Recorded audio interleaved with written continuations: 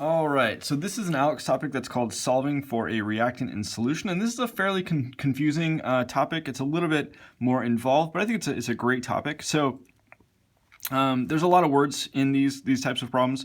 The words at the beginning, they're not super relevant to the problem, somewhat interesting, I would say, but really the good stuff is down here, where it says, suppose an industrial quality control chemist analyzes a sample. He adds powdered iron, so we're going to have iron as our excess reagent. Copper sulfate will be our limiting reagent, to a 500 milliliter copper sulfate sample, and then precipitates out copper. So this is a precipitation type reaction.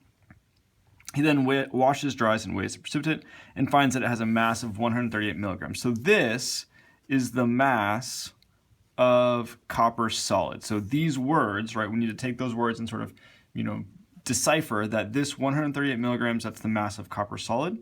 And then it asks us to find the original concentration of copper sulfate in the sample.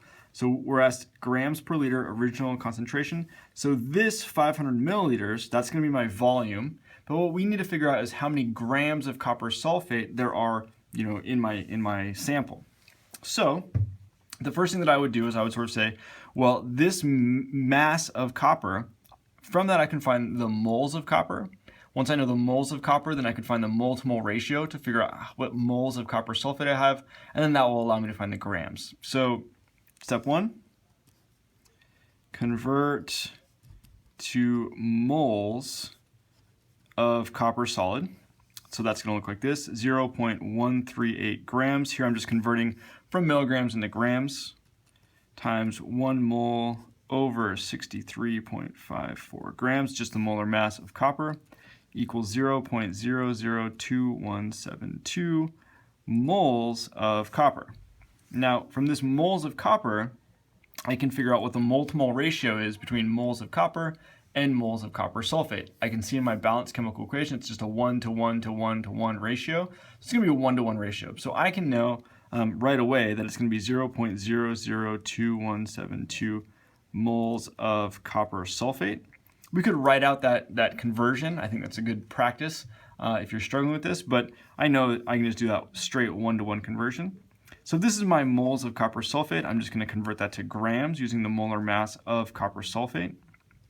609 grams per 1 mole. And that gives me a mass of 0.347 grams of copper sulfate. So at this point in time, I think it's a good idea to just go back and make sure we understand why I'm doing all the things that I'm doing. What we're looking for ideally or ultimately is the mass of copper sulfate.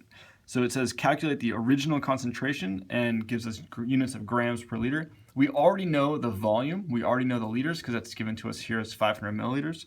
So what we're really looking for is the grams of copper sulfate. The way that I'm finding that is finding the moles of copper sulfate. I'm finding the moles of copper sulfate from the mole to mole ratio of moles of copper.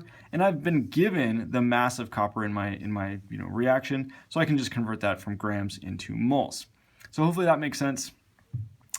Step 2 here is our mole to mole ratio that I sort of skipped, and then step 3 would just be converting moles into grams. So now I can solve for my final answer. So my final answer is going to be in terms of grams over liters should equal 0.347 grams divided by 0.500 liters, and the value that I end up with for that is 0.693 grams per liter. So that is my final answer for this problem. I'm going to do another one really quickly just to reiterate some points. So here's the next problem. Very similar problem, obviously, right? We've got another balanced chemical reaction. Chemist adds 35.0 millimolar. You know what? Actually, I'm going to make another video for this one. So this question will be on the next video. Stay tuned.